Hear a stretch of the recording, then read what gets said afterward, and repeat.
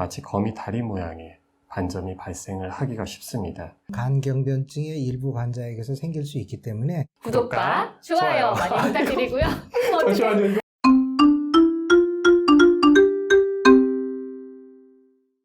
사소하지만 진료실에서 물어볼 수 없었던 진짜 궁금한 간 이야기, 간 건강 TMI입니다. 자, 이번 시간에는 간 경변증, 간암을 주제로 이야기를 나눠볼 텐데요. 오늘도 미남 두 분의 교수님과 함께하겠습니다. 안녕하세요.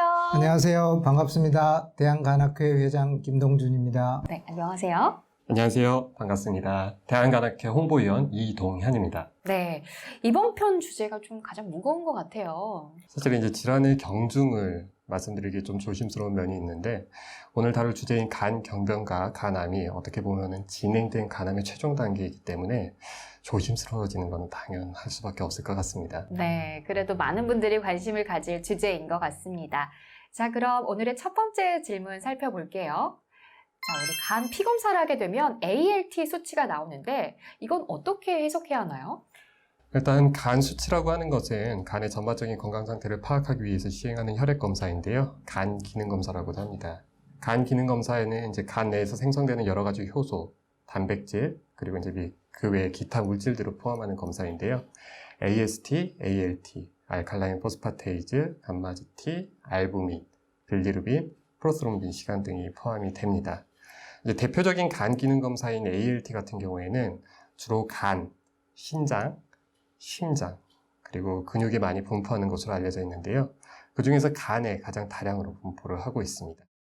일반적으로 혈액에서는 ALT 수치가 굉장히 낮게 측정이 됩니다. 하지만 이제 간에 손상이 발생을 해서 혈액 내로 ALT가 유출이 되게 되면 그 수치가 상승을 하게 돼요. ALT의 정상 범위는 이제 검사법에 따라서 약간 차이가 있을 수는 있지만 대부분 이제 0에서 40 인터내셔널 유닛 퍼 리터라고 생각을 하시면 됩니다. 근데 혹시 혈액 검사를 진행을 했는데 ALT가 이 수치보다 높게 상승이 되거나 다른 간 기능 검사에 이상 소견이 있다면은 반드시 병원에 방문을 하셔서 검진을 받아보시는 것이 좋겠습니다. 그렇군요. ALT 수치가 높으면 조금 문제가 있다는 말씀이셨어요. 추가한다면 그 간 기능 검사, 혈액으로 하는 간 기능 검사의 해석에 주의해야 될 점을 몇 가지 말씀드리고 싶어요. 첫 번째는 그 혈액 검사를 해석할 때 저희가 임상적 맥락이라고 얘기하는 그 환자가 어떤 위험 인자를 가지고 있고 어떤 상태에 있는가에 따라서 해석이 달라집니다. 그래서 임상적 맥락 안에서 해석하는 게 중요하고요. 두 번째는 AST, ALT에 대해서 자세히 설명해 주셨지만 그 혈액 검사에는 AST, ALT만 있는 건 아니거든요. 혈액 검사 전체를 함께 해석하는 거 또는 혈액 검사뿐만이 아니라 다른 검사와 함께 해석하는 게 중요할 것 같고요. 마지막으로는 이 혈액 검사가 오르락내리락 할 수도 있어요. 그래서 반복적으로 측정해서 그 경향성을 파악하는 것도 중요하다는 말씀을 드리고 싶습니다. 네, 종합적인 해석과 경향성이 중요하다는 말씀이셨습니다. 간 질환은 초기에 통증이 없다 보니까 조기에 발견하기가 참 어려운 것 같습니다. 구독과 좋아요. 다음 질문은 간 질환의 진행 속도에 관한 건데요. 간염에서 간 경변증까지 가는 시간이 얼마나 되나요? 일단 간 경변증이라고 하면은 간에 이제 만성 염증이 생겨가지고 간이 손상과 회복을 반복되는 과정 중에서 정상 간 조직이 섬유화 조직으로 대체되면서 간 기능을 잃는 질환을 가리킵니다. 이러한 만성 간염의 원인으로는 굉장히 다양한 것들이 있는데요. 바이러스 간염, 과도한 음주, 그리고 비만 등이 있습니다. 원인별로 사실 이제 간 경변증으로 진행하는 빈도나 간 경변증까지 진행하는 데까지 걸리는 시간에 일부 차이가 있습니다. 대체적으로 이제 만성 간염의 중증도가 높고 그리고 그 기간이 길면 길수록 간 경변증으로 진행할 확률이 증가하는 것으로 알려져 있는데요. 국내 한 연구에 따르면 만성 간염이 있는 환자들을 5년간 추적 관찰을 했을 때 대략 23%의 환자들이 간 경변증으로 진행한다는 보고가 있습니다. 일단 간 경변증으로 진행을 하게 되면 여러 가지 치료를 받아도 정상화되기가 굉장히 어렵습니다. 그렇기 때문에 만성 간염이 있는 분들은 조기에 이제 병원에 방문을 하셔가지고 간 경변증으로 진행하지 않도록 노력을 기울여 주시는 것이 중요하겠습니다. 네, 미리 예방을 하는 게 좋을 것 같아요. 네, 그렇습니다. 우리가 간 경화, 간 경변이라고 들으면 아주 무섭게 느껴지죠.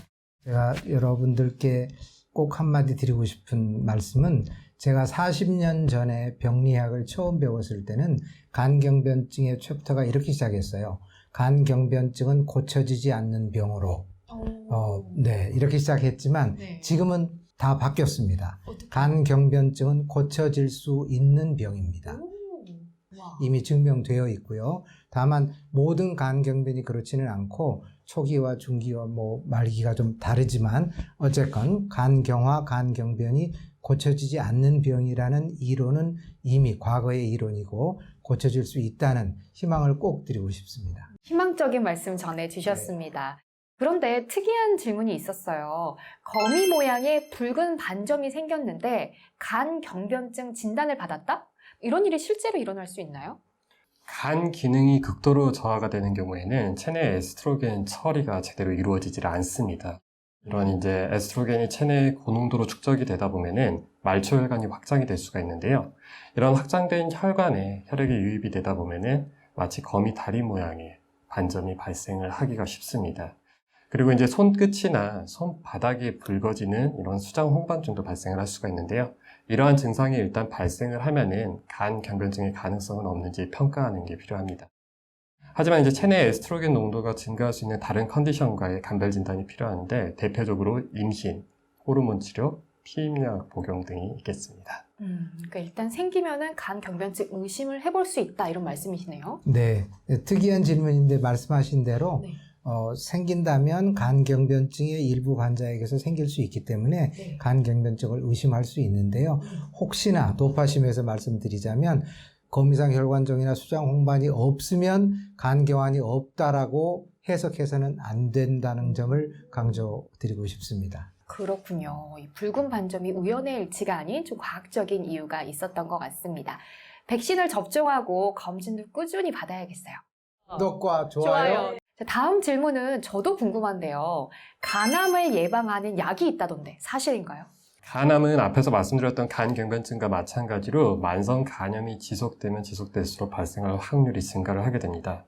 국내 연구에 따르면 국내에서 발생하는 간암의 약 80%는 만성 B형 간염 혹은 만성 C형 간염과 연관이 되어 있는 것으로 알려져 있습니다. 다행히 이러한 바이러스 간염 같은 경우는 요새 이제 최근 개발된 각종 항바이러스제를 통해서 조절이 가능합니다. 실제로 항바이러스제 투약을 통해서 잘 조절된 바이러스 간염 같은 경우는 간 경변증이나 간암으로 진행할 확률이 굉장히 감소하는 것으로 알려져 있습니다.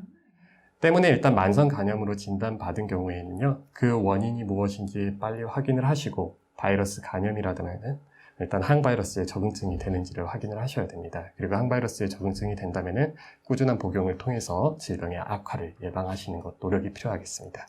약으로서 관리할 수 있다니 참 희망적인 것 같아요. 네, 그렇습니다. 말씀해 주신 대로 지금 상황과 한 세대 전의 상황은 판이하게 다릅니다. 네. 한 세대 전에는 특별한 약이 없어서 쉬어라, 금주하라, 다른 방법이 없었죠. 그러나 지금은 B형 간염, C형 간염을 대표적으로 하는 그런 바이러스 약에 아주 좋은 치료들이 많이 나와 있어서 네. 어떻게 보자면 복받은 세상에 우리가 지금 살고 있다고 보여집니다. 네. 그래서 증상이 없는 질환이고 2년, 3년 계속 약을 먹다 보면 소홀히 하기 쉽지만 복약 순응도라고 저희가 얘기하는 약을 꼭 잊지 않고 지키시고 주치의의 관리를 잘 받는다면 한 세대 전과는 전혀 다른 삶을 살 수 있다고 생각합니다. 네, 그만큼 이 간 질환에 대해 치료법이 잘 개발이 됐다는 말씀인 것 같습니다. 간 질환이 있어서 약을 복용 중이시라면 꾸준히 잘 관리하시고 복용하시면 좋겠습니다. 자, 마지막 질문인데요. 앞서 말씀해 주신 정기검진에 대한 이야기 같아요. 간암 검사는 왜 이렇게 자주 받나요? 일단 암 같은 경우에는 조기에 발견을 하면 근치적 절제술을 통해서 그 예후를 크게 개선시킬 수가 있습니다. 그렇기 때문에 일반적으로 암의 조기 진단을 위해서 일정 연령 이상의 전 인구를 대상으로 선별 검사를 진행하게 되는데요. 폐암이나 간암과 같은 경우는 조금 상황이 다릅니다. 간암 같은 경우는 특정 고위험군에서만 발병을 하기 때문에 이러한 고위험군만을 대상으로 감시 검사를 진행을 하게 됩니다. 감시 검사는 선별 검사와 달리 고위험군을 대상으로 하기 때문에 추적 관찰 기간이 훨씬 더 짧은 게 특징이라 할 수 있겠습니다. 여러 연구에 따르면은 대략 이제 6개월 이하의 간격으로 추적 관찰을 할 때 간암의 예후를 개선시키는 것으로 알려져 있고요. 실제 국내 간암 검진 사업도 매 6개월마다 혈액 검사와 그리고 초음파 검사를 시행하기를 권고를 하고 있습니다. 만 40세 이상의 그리고 만성 B형 간염이나 만성 C형 간염 혹은 간 경변증이 있는 분이라면 이러한 검진 사업에 꾸준히 참여할 수 있도록 노력을 기울여 주시면 좋을 것 같습니다. 그렇군요. 좀 번거롭더라도 자주 검사를 받아야겠어요. 네, 그렇습니다. 그 6개월이라는 기간이 짧게 느낄 수도 있고 길게 느낄 수도 있습니다만 그 6개월이라는 시간이 정해진 근거는 종양 배가 시간이라는 것 때문에 생긴 거예요. 네. 1cm짜리 종양이 2cm, 2cm가 4cm 되는 평균 시간을 분포 곡선이 있겠지만 평균 시간을 6개월로 저희가 생각을 하고 6개월마다 검진을 꼭 받으라고 하는 거잖아요. 네. 짧게 받으면 물론 좋겠지만 번거롭고 길게 받으면 위험도가 늘어날 겁니다. 그래서 힘들고 귀찮고 뭐 어렵다고 생각하실 수도 있지만 약을 치료를 하건 안 하건 꼭 6개월마다 대상이 되신다면 정기검사를 받으셔야 된다는 점을 강조드리고 싶습니다. 네, 번거롭더라도 6개월에 한 번씩 꼭 검진을 받으시면 좋겠습니다. 최고의 치료법은 예방이라는 말도 있죠. 특히나 이번 시간에 더 확실하게 느끼게 된 것 같아요. 간 경변과 간암 예방법은 꾸준한 검진과 관리라는 점 꼭 기억해 주시고요. 다음 시간에는 많은 분들이 궁금해하실 술과 간의 상관관계에 대해서 알아보겠습니다. 오늘 함께 해주신 두 분 감사드립니다. 네, 여러분 내용이 좋으셨다면 대한간학회 구독과 좋아요 많이 부탁드리고요. 그럼 다음 시간에 만나요. 안녕!